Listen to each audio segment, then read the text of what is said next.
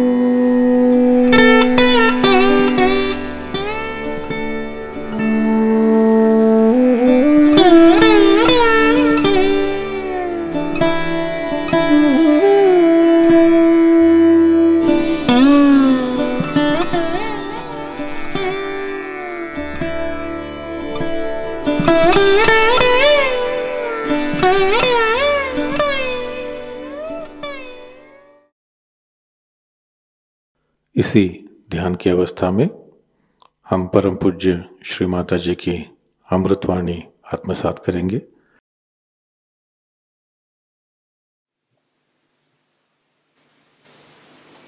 Today we have decided to worship the Yogeshwara.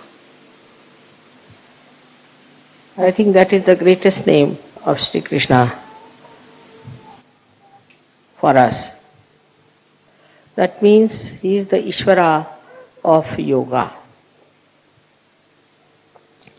Yoga means the union, as you know, with the divine. But also yoga has another meaning, which means yukti. In English language, to translate it properly not possible. We can call it as yukti means the trick. The trick. But trick is always connected with something funny and bad. But this yukti means the technique. The technique is mechanical. So I couldn't find any proper word for yukti. But one can say it is the to know the technique and the trick of the technique is also another meaning of yoga, yukti. So even if you are connected, if you do not know the trick of the union, then it is useless. It is of no avail. So, what one has to learn after getting realization, not only the technique, but the trick of the technique. At Krishna's level, when we reach, it is an incarnation after Sri Rama's. So Sri Rama came as a Maryada Purushottama, means a person who is an complete ideal of Maryadas and a benevolent king. But in the case of Sri Krishna, it was a different phase because people had become extremely serious, very disciplined, and were leading a life which was, we can say, over dharmic. And this had put the people at a level fixed, and they thought that if you are doing all these things every day, then it's all right, we have reached at last. So Sri Krishna had to come. Himself, Sri Vishnu, came as Sri Krishna to tell us about the ascent, and that all this just a play.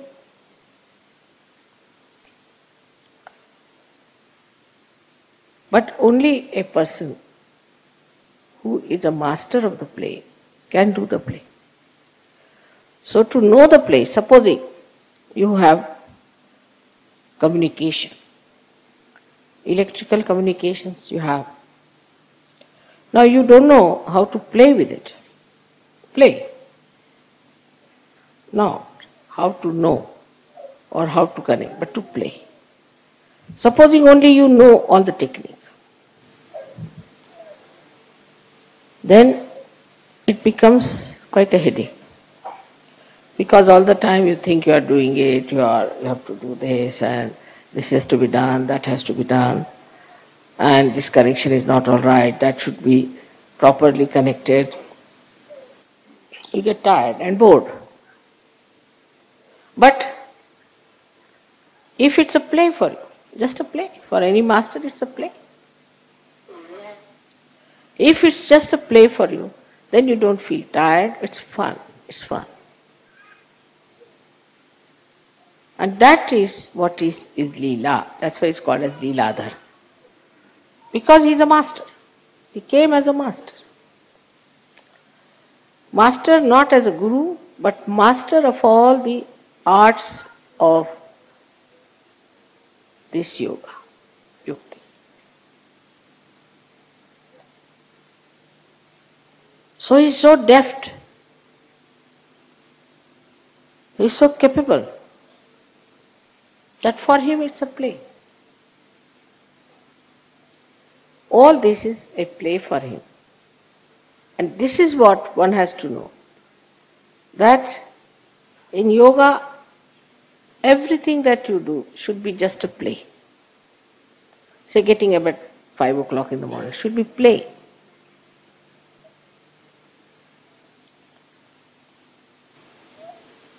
In the morning you get up, say it's not yet, the sun has not come to suggest what you have to do, and the moon has departed. And in that twilight or a little darkness you get up. It's very beautiful. And that time you sit down for your dhyan. But it's not a serious thing. It's not something that is boring. It's a play. But for that you have to be a master. If you are the master of yoga, then it's a play. So the first Sri Rama's state has to be there, where you become really Ishva Nirmala Dharmi, so that it becomes your play.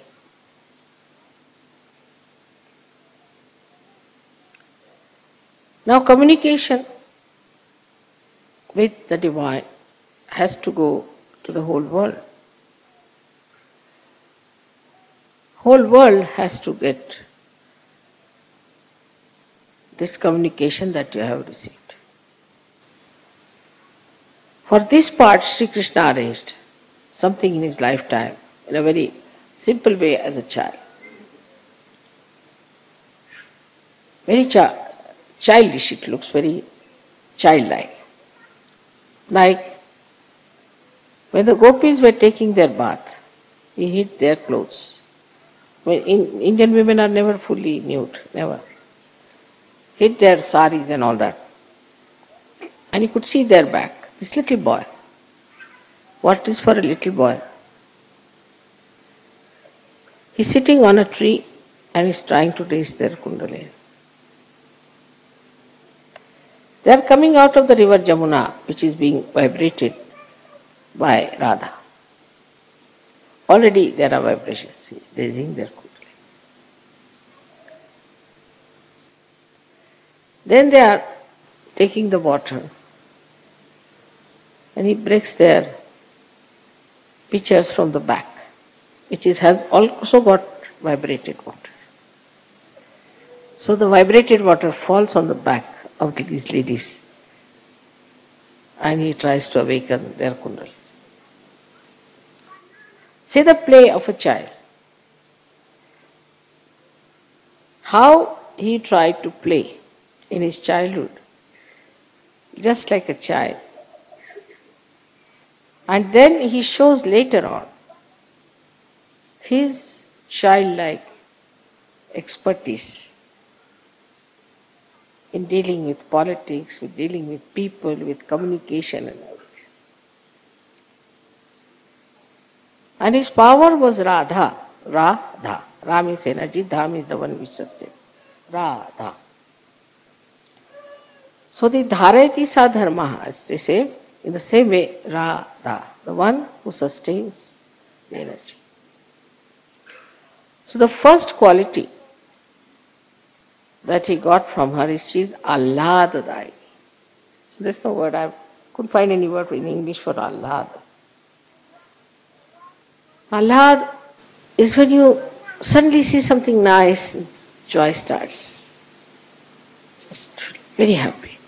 But there are very few words in English, as you know, for translation, for joy or the most happiness. But Ahlad is a kind of a joy which, as you see, get the fresh air and how you feel. That is Ahlad. So she is Ahladadayini. She is the one who is the giver of Ahlada. And so, with her powers, he could work out this Ahlad to all the people with whom he was connected. So all the Gop and Gopis who were with him had to do Ras. Ra is energy, Sa means with. To dance with the energy, that is Radhaji. He used to just play the flute and she used to dance. The energy used to pass through her hands to all the other people and the Kundalini would be awakened. So this was another play that year. So in the play only he raised the Kundalini. But in modern times it's very difficult. It's not easy to raise Kundalinis in modern times that way. I mean, nobody will understand also. So in modern times, when Sahajayoga is not just raising the Kundalini, but giving the complete knowledge about Sahajayoga and also empowering the person with the power to give others realization, it was a tremendous task. And that's why we had to find out these methods by which we could give realization to people. In those days, Kundalini were awakened, but it was not that Sahasrara was broken. So Kundalini must be somewhere hanging in the Agya, maybe at heart, maybe somewhere. And such people became the seekers. And that's how we find today people are here as Sahajogis whose Sahasraras are open and they know all the yukti of Sahajayoga. But there are subtler and subtler yuktis of Sahajayoga, which you have to master.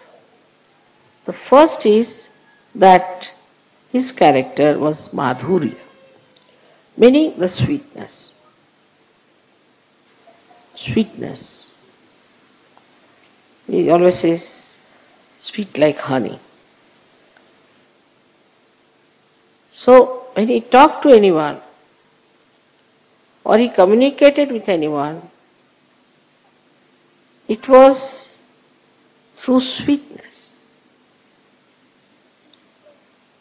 And this communication, if you have not developed, then you are nowhere near yoga.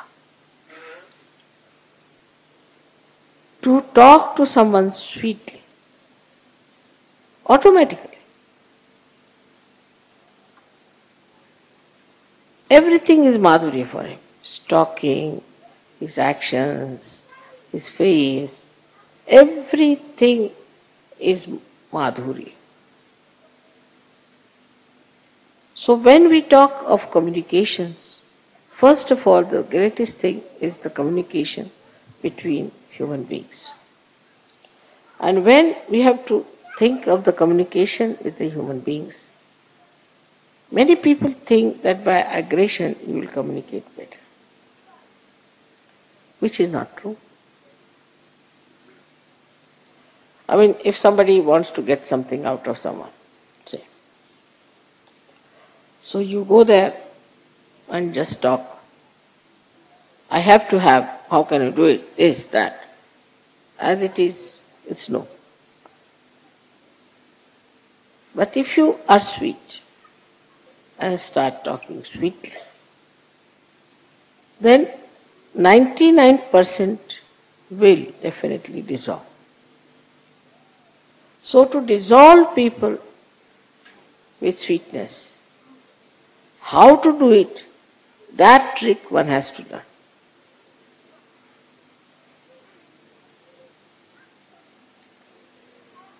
How with sweetness you can dissolve people.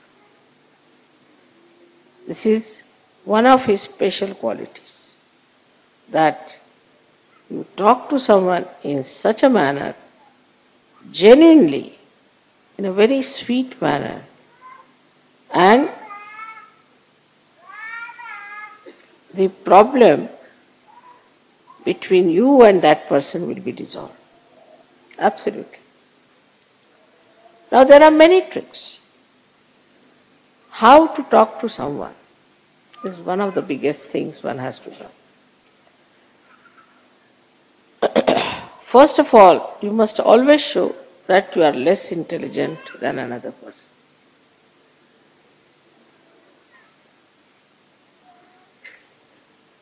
Like I'm talking to scientists, I will say, I'm sorry, I don't know any science, no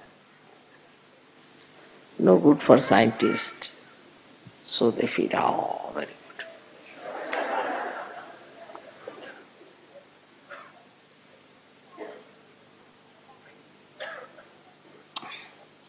If you have to talk to some musician, you must say, I don't know any music. No, I've learned little bit, but not much. Musician feels very happy. You may call it a pampering of the ego. You may call it. But there's no harm in saying that I am nothing compared to you. So the first trick is complete humility when you talk to another person. It's a sign of greatness. It's a sign of fulfillment. As the trees, when they are laden with fruits, they bend down. So the first of all, if you say, I am no one, I don't understand anything, but I would like to hear. This is first. First quality of communication is to be extremely humble about yourself. The another person should not know who you are. And there's a lot of fun in it. Say for example now, I can say about myself that my husband was very highly placed in India. I met a friend in Delhi. She was studying with me in school. and in college. And she asked me, where do you live? I told her in Meenabag, which was just a useless small little place meant for very ordinary officers, because they had not allotted us any house or anything. So temporarily we were there. She said, what is your husband doing? I said, doing so with some government servant. I didn't tell her. He came down. So he just looked at me, smiled. He said, do you know him? I said, he's my husband. She was shocked. He's your husband? Oh my God. Why didn't you tell me? Immediately the whole thing changed. And she felt so ashamed of herself. She had started looking down upon me that I'm married to some clerk or someone.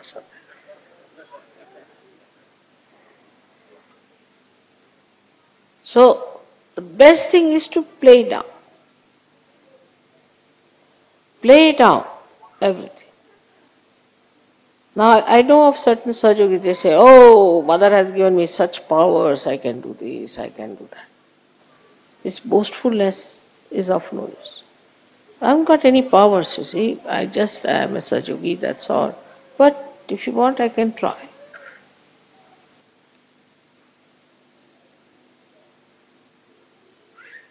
So, is to play down as much as you can.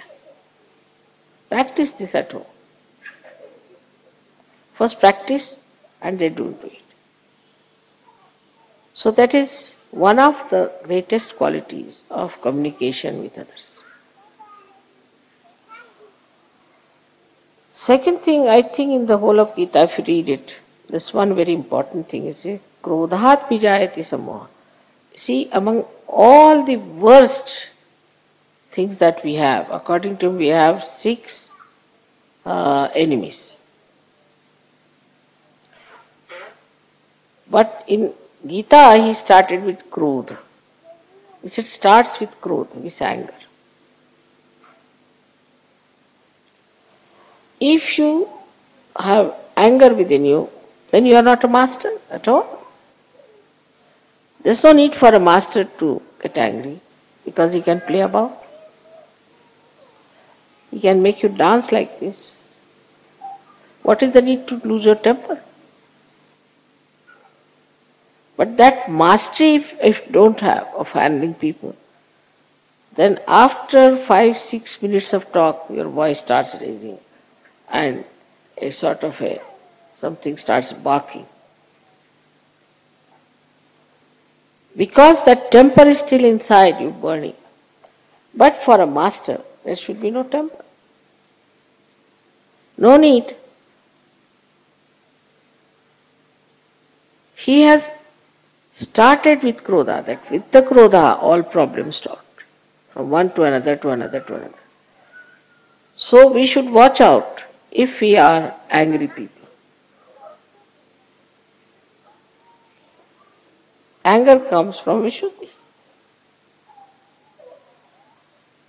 Starts from liver, Vishnu, but expressed through Vishuddhi. Face becomes red, eyes become red. From the mouth, you start saying all kinds of horrible things, and the whole expression becomes so different when you are angry. So this anger is to be seen. Where is it? Within us, where is it, this anger? Liver? All right, I'll put it right. So to master it, you have to face yourself clearly. Many people have seen, people say, mother, this lady is such a hot-tempered woman, she's so dominating. She does this, she does that. But if you tell her, so no, I don't do that way. No, I'm very good. But how others are saying that? I don't know, but I'm very good. Finished. If somebody is saying that, then you watch yourself. Do you get into tempers or not? Are you losing your temper? It's very easy to make it out. Then face. So the trick of the trade is to face yourself and see for yourself how much you're lacking. So first is humility, which should be genuine. And secondly is equanimity, no temper. There is no need to take to temper. At the most you can say, "Hey, what are you doing? Why are you doing that way?" Now if you do something, maybe something I might say which I do not like, so I don't want to say like that. At the most, up to that point is all right, that you should say that I dislike it. But not to go further with it. If you just stop at a point, then this habit of getting into temper will go away. This arrogance will go, which has to go. This arrogance has to go, this temper has to go, and then you will be surprised, you will feel very much relief. Because this anger, once it comes in, reacts and catches your left Vishuddhi, and you become guilty. You feel very bad. Why I said so? I should not have said. So Vishuddhi is finished. Left Vishuddhi means it's a headache. It goes on accumulating like a storehouse there, all your anger, temper, whatever you have. And this left Vishuddhi catches. And you know the problems of left Vishuddhi. So if you get angry with someone, don't feel guilty. But go before the mirror and slap yourself nicely twice. Now you get angry with yourself. Let me get angry. Then stand before the mirror. Shoot, like that. In the same manner as you get angry, try to act. So you never feel guilty. Or maybe more angry would be better. So you empty out your left Vishuddhi. Next time you won't do it. But feeling guilty means you'll again repeat the same thing. So this temper is expressed by men differently and women by differently. And I'm very much worried about the women sometimes because they take to water power and I'm lost. But those who have ego too much cry much more. That's the sign. I've seen. If you say anything to them, immediately they start crying. Because already the left Vishuddhi is there full, like a full balloon. And you touch them, it becomes water.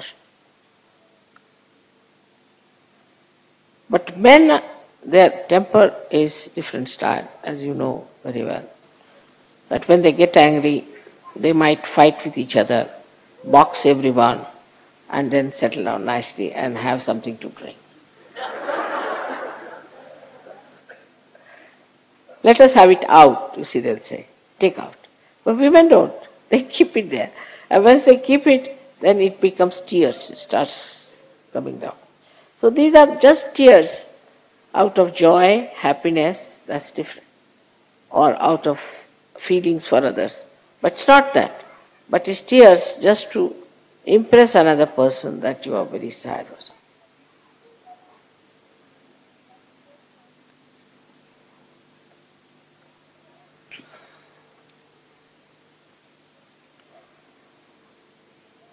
So the second trick is how to master your own temper. And the third one is how to master the temper of others. That's even better. I don't know if I have told you the trick of Gagangad Maharaj when I went to him. He is a very hot-tempered Avdhuta sitting on a thing, and he's lost his legs because he was feeling hot. He was sitting in the water all the time, so his feet are useless, and he goes on a tiger. They say, I never saw the tiger, of course, but he knows about me and all that. And he told everyone about me, so I went to see him. And he's supposed to control the rain. So it was quite a steep climb for about 1.5 hours. And as soon as I stepped in, it started raining heavily throughout. And he couldn't stop it. So he felt very challenged. When I went up, he was sitting on his own stone outside the cave, with anger. He didn't know what to do. I looked at him. Then I walked into his cave and sat down nicely. Then he came. They brought him.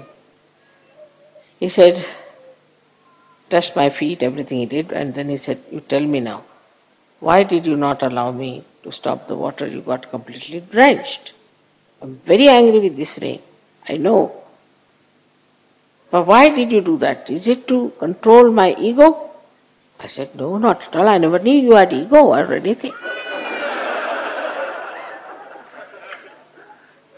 Then why? So, because I'm a master, as you know. I said, you see, you are a sannyasi and you bought a sari for me, that too of an orange color. And I would not take the orange color sari from you. Any sari I wouldn't take because you're a sannyasi. But I had to get drenched to get the sari, isn't it? Immediately melted. But I had to be the master.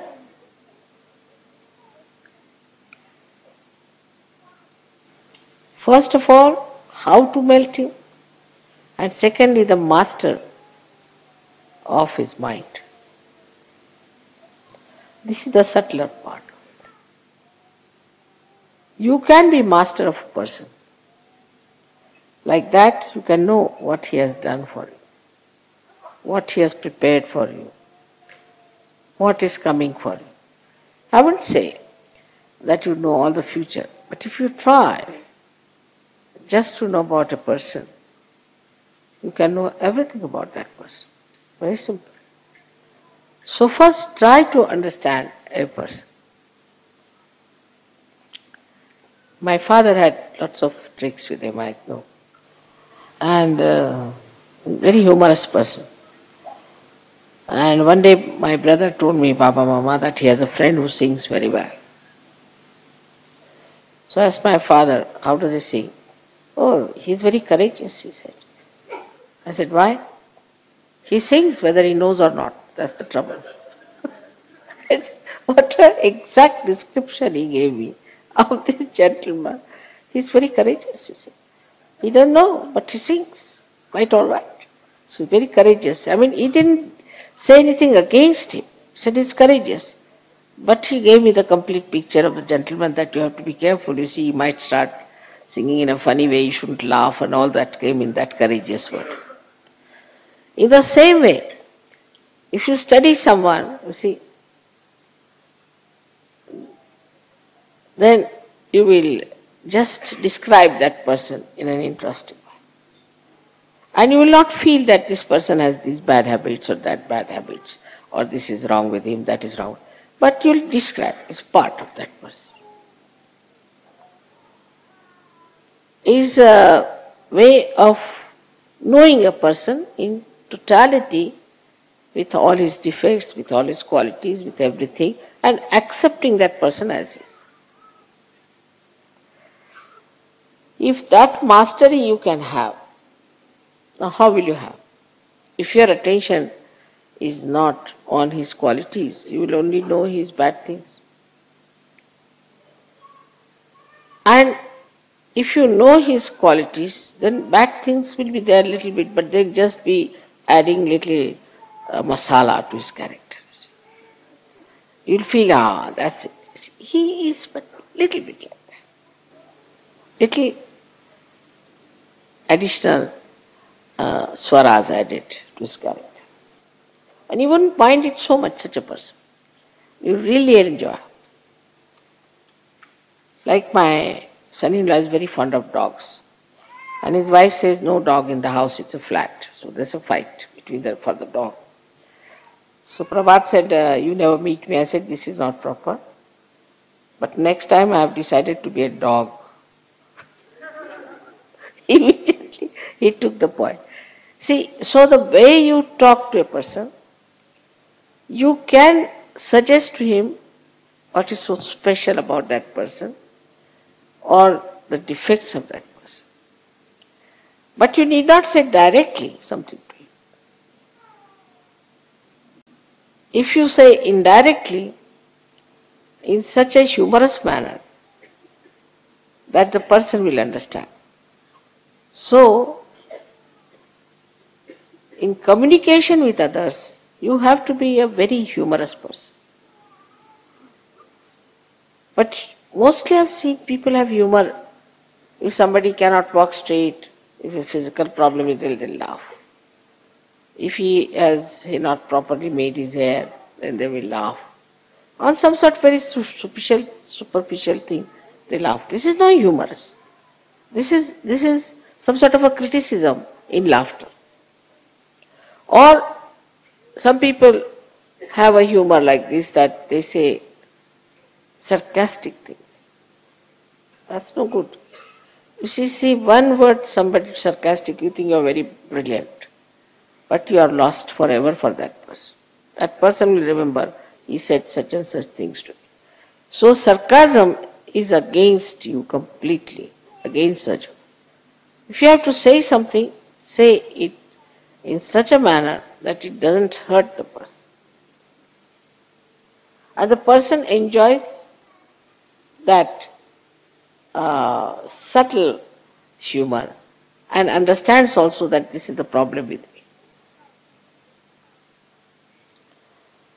Now, humorous way is, say, if I have to tell something to you, I need not tell you directly, you are like this, you are like that. But I'll say there was one, crow which came to my house. And like that I can transfer all your qualities to that crow and describe to you and say that this crow did like this and did that. Immediately you start thinking, is it about me, mother was saying, or about the crow? So transfer it to somebody else. Transfer it to somebody else. That's the best way. For example, if you want to say that all the names of the people who are coming to the puja should be there at right time. So now this time Americans, all right. Americans have sent the word. They have not. Have sent the word that all the names should be there. No harm telling such lies. No harm. So that people will not put it on you, they will not be angry with you. At the most they will be angry with the Americans. Doesn't matter. For the time being. So like transfer it. And this transference is hastantar, as they call it. To transfer from one hand to another hand. Shri Krishna was an expert. There is a story about him. When he is called as Ranchordas, means he ran away from the battlefield. He doesn't mind. So what? Yes, I ran away. So what? The reason was like this. There was a very bad Rakshasa who had all kinds of boons from Brahmadeva. And Sri Krishna didn't know how to overcome that. Nobody knew. And he was killing so many people. So he thought of a trick, transfer it to somebody else. He knew of another great yogi, special type, who has meditated and taken a boon from the same Brahmadeva, that if I am sleeping and anybody disturbs my sleep, and if I open my eyes and look at that person should become ashes, bhasma. So Shri Krishna thought of him, better transfer the job from me to him. So he started running away from the field. So this Rakshasa also followed him.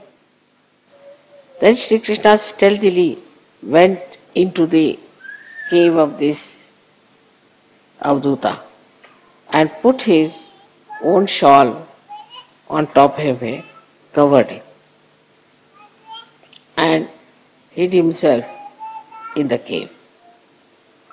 Now this Rakshasa came here. He thought this was Shri Krishna who was sleeping. Now you are tired, you are sleeping. Now I am going to see how you can save yourself. And he started waking up. This Avduta got up and looked at him and he became Bhasma. So transfer your jobs to a more capable person who can do this better. than taking upon yourself, straightforward, going, all right, come along, I'll fight with you. You cannot win. It's a guerrilla warfare, as you can call it. Transfer it. And you can transfer it to somebody.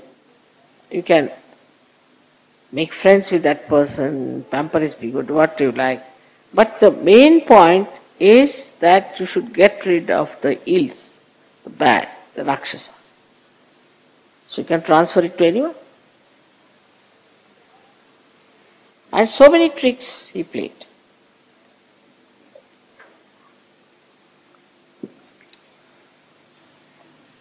In Mahabharata, Bhishma had a blessing that unless and until he wants to die, nobody can kill him. So, Shri Krishna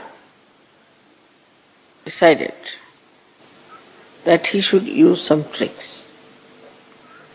So he told Arjuna that you put him, he told Arjuna, not himself. He was just doing the chariot driver's job, Sarathi. So Krishna told him that you just make him sleep on the arrows. Let his body be on the arrows. And he has to decide that he will die. But Dronacharya was a great guru also of Arjuna, who was siding with Pandavas, with Kauravas. Now how can you kill this Dronacharya? Big problem. Because, you see, he knew all the tricks of archery. How are you going to save? Because archery is such a thing that he was the master of archery, while Arjuna was his disciple. So how to stop? How to stop him answering back the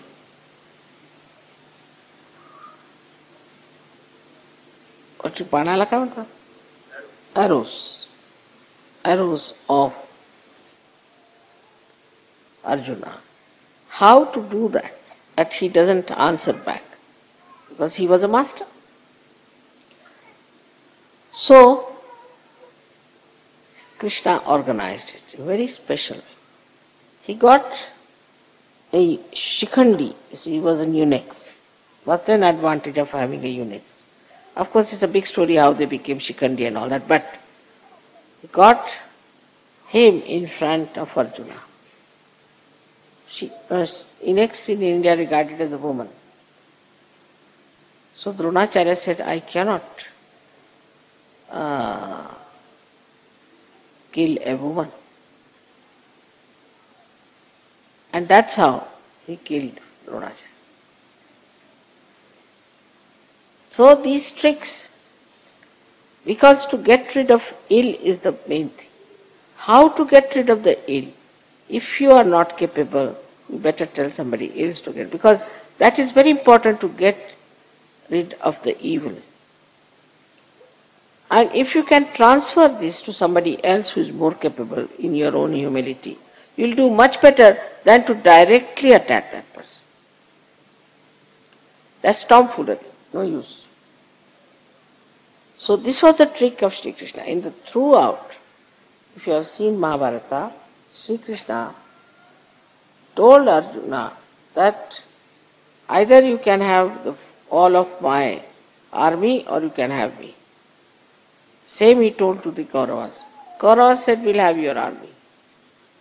But he said, you will be my, Krishna, you will be on our side. But he said, no, I'll be just on the chariot. I'll not hold any weapon.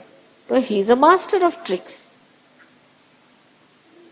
He does not need any weapons with him. Without weapons also he can do everything. So Arjuna said, all right, you be my chariot driver. And he was there. Because Sri Krishna knew about each and everything, mostly used to smile. Now somebody is telling me something, sometimes you will find I also smile, but I try to control. I don't want them to see. But I know what they are doing, what they are up to, what is their trick. Because you are such a trick master, you know all the tricks. And you know what they are playing with you. So just smile about it. Just to smile in a very sweet way. Oh, that's it. Oh, of course, what you say is true. No doubt. But by this kind of thing, you will be surprised your communications will improve very much with others. Now some people I've seen in Sahajayoga are very common, very common. Mother, they came and told me, our leader told me us that you are bhutish. What is bhutish? Another one says, but he told me you are a bhoot. Right? And somebody says, Mother, no, he told me that you have got a bhoot in you. Now what are these three categories? Tell us. Why to tell anybody you are bhutish or anything? There's no need. If you know how to correct it, just say left Swadhisthana, correct it. Take it out. Ask him if you had any guru or anything. Alright. If the person is good nature and a good person, then it's even more important. You should say nothing. You see, just a bada from outside, you'll have to take it. But a person who has got a agya and all these things, and plus that he has got this left Swadhisthana, then of course you should say, we cannot help. Because you know he is cunning. What's the use of playing with that? But in Sahajayoga we forget. Anybody who comes, alright, come along, come along, come along. Everybody is not capable of such. One has to know. Not the whole world. Sahajayoga can only be given to people who are deserving, who are seekers, and who are courageous. Veeras. Is not meant for ordinary people. So we have opened our door to everyone. And all such people walk in, and then we work very hard on them, do all kinds of things. And we find that they create problems for us. So first only deal with people who are simple, as Shri Krishna dealt with Gopas and Gopis. And then we can see in a collective way if we can face somebody who is complicated. But no use transforming Hitler or Rajneesh. Not possible. So one should not try to do impossible tasks in Sahajayoga, which Sri Krishna has shown in his own character by avoiding things which he didn't want to do. No. And he did it because he was such a master. Of course, for him it was not necessary to face himself, to master himself, because he knew himself. He is the Ishvara of yoga. He knew everything. When you know everything, there is no need for you to master. What are you going to master? On the contrary, you see, sometimes you get frightened of yourself that you know so much. So best is that when we are dealing as human beings in Sahajayoga, we have to know ourselves very well. Now, oh, that's my speciality. In that, you have to see how I face myself all the time. Why do I say such a thing? What's lurking in my mind? When negativity is something to be seen very clearly within yourself. And I must have told you so many examples that the Western negativity is like this, that their minds are all the time labor-saving devices. They don't like to work anyway. For example, you tell them, you go and telephone to someone. Immediately, they will tell you 10 explanations. He may not be there, his wife will shout, He might have gone to work. It's 10 o'clock, this, that. But if you telephone, he's there. But they won't telephone. 100 excuses. Now new excuses have started. The computer was not working, fax was not working. Except for your brain, everything works. But the other way around it is. Your brain is not working and everything is not working. The lights were not working. I mean, whatever it is. But you must learn. Why can't I find the solution? I must do something. Like I've told you, the tip of a root, how it manages to go round and seek it's the source of water. In the same way, are we doing something about it? All right, if this is not available, do that. If that is not available, do this. Out of nothing you can do so many things. But if you want to find out all the time, that cannot be done, that cannot be done. Not with Shri Krishna. After all, he was incarnation of Virata, the master of masters, we should say. Like when Draupadi was in trouble, Draupadi was actually Vishnu Maya, his sister. She thought of Shri Krishna. She was holding on to her sari when it was pulled out by Duryodhana. And she was holding it like this screen. She wanted to say Krishna, but she said if I say Krishna, it will fall down. So she was holding on. As soon as she dropped Krishna, sari dropped out. Then describe about Shri Krishna. Dwarika me shora bhayo. Dwarika me shora bhayo bhari. Shankha, Chakra, Gada, Padma, Garuda lai sidare. That sound went into Dwarika. Now where is Dwarika and where is Hastinapur? At least distance of at least 2000 miles.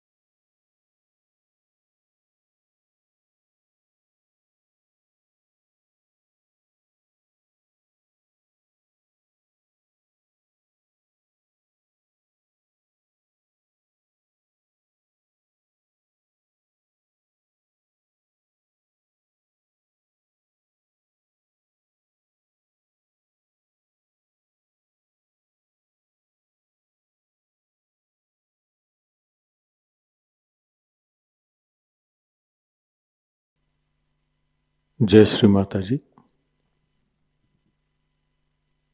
परम पूज्य श्री माता जी, कृपावंत होकर आप हमें निर्लिप्त साक्षी बनाइए। परम पूज्य श्री माता जी, कृपावंत होकर आप हमें ऐसी स्थिति प्रदान करें जिससे हम आपकी लीला को देख सकें। जो भी घटित हो रहा है उसको साक्षी भाव, निर्लिप्त साक्षी भाव से देख सके। परम पूज्य श्री माता जी, हमसे जो भी कार्य हो, जो भी कर्म हो, वो सब हम आपके पावन चरणों में रख सके, पूर्णतः समर्पित होकर रख सकें, ऐसी स्थिति हमें प्रदान करें। परम पूज्य श्री माता जी, आपके प्रति अनन्य भक्ति हो, इस तरह का आशीर्वाद और ऐसी ध्यान की स्थिति, आध्यात्मिक स्थिति हमें कृपा कर प्रदान कीजिए। श्री माता जी, आपके पावन चरणों में हमारे कोटि कोटि प्रणाम। कलेक्टिव बंधन।